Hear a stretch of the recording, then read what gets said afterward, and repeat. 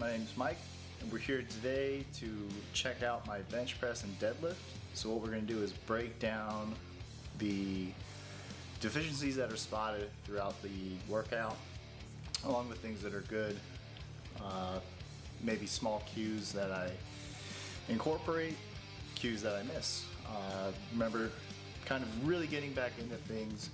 This is the week 2 of the cube method. Let's get into it.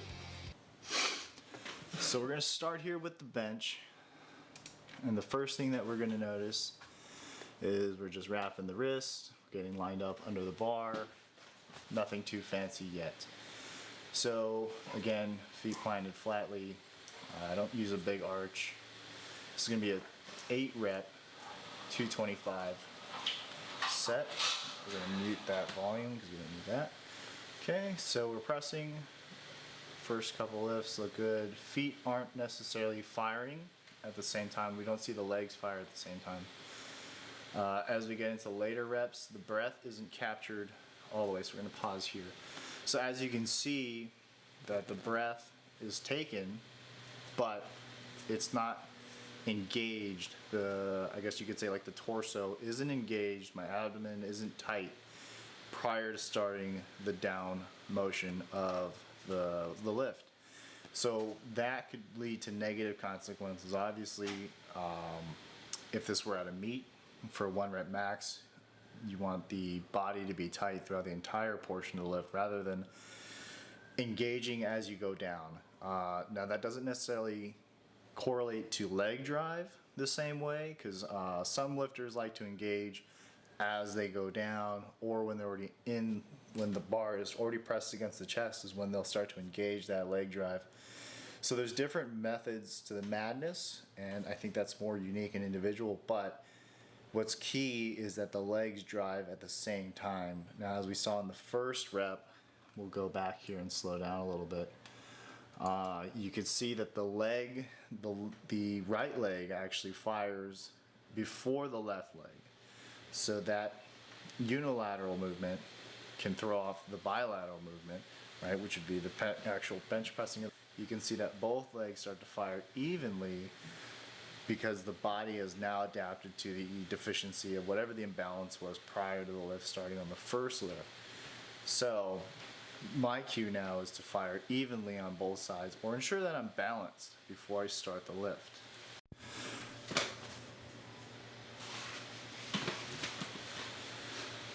Okay, so now we're going to move into the deadlift. What I'm really focusing on is the hips and the quads. Now, I am pretty confident in the strength of my back. I feel like I do have a strong back to overcompensate for my deficiencies within my legs and my hips. Now, because I haven't been training very much, and this weight is relatively heavy, moving back into it, it's a 405 2x5, and what I really want to see more of as we get into the lifts is or what I'm focusing on predominantly is where my legs are activating and my hips are firing. Now, just looking at the first set, we can see that the hips could be dropped just a little bit more moving into the first rep.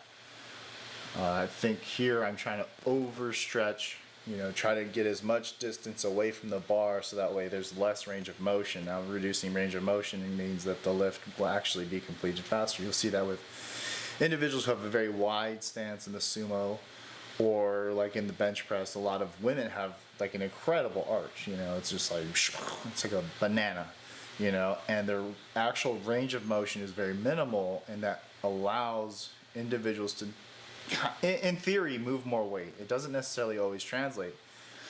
But in this case, I feel that the way that the bar moved when I did the reps, that if I had lowered my hips down a little more and engaged the glutes, I could actually fire the hips more. You'll see it's a very slow drive to the front, which is never a good thing in my case because the lockout becomes that much harder.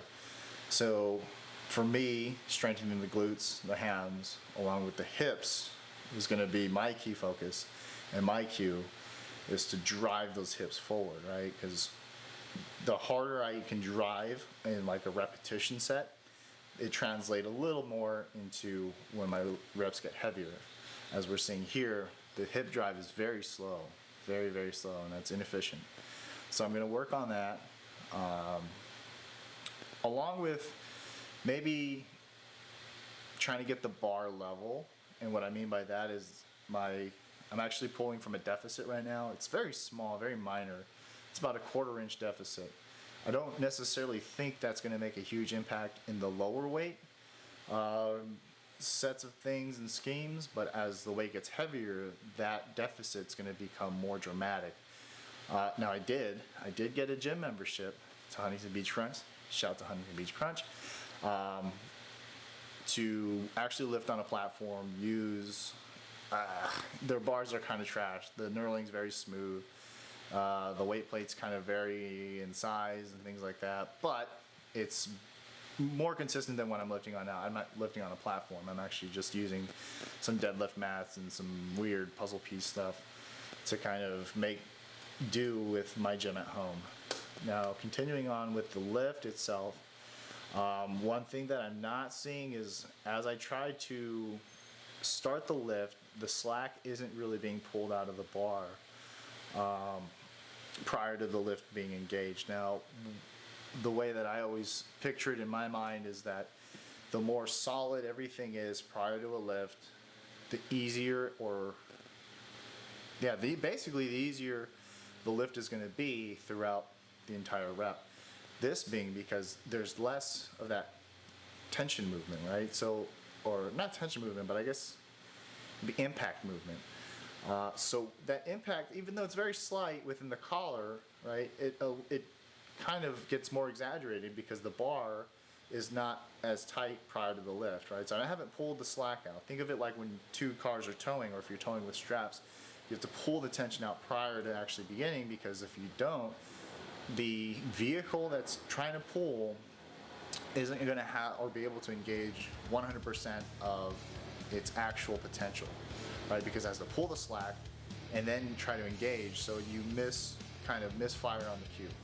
That's what I'm really picturing within these reps, and that's something that I'm going to work on. We're going to start getting a lot more breakdowns as the weights get heavier, start explaining how to correct some of those deficiencies that we spot throughout the lifts, as well as getting into accessory work to, basically kind of give you guys an idea of what I like to do to help strengthen my big three: squat, bench, dead. Stay tuned. Weights are gonna get big. Not super big, but we're getting bigger. All right, catch you guys next time. Thanks a lot for tuning in. Ciao.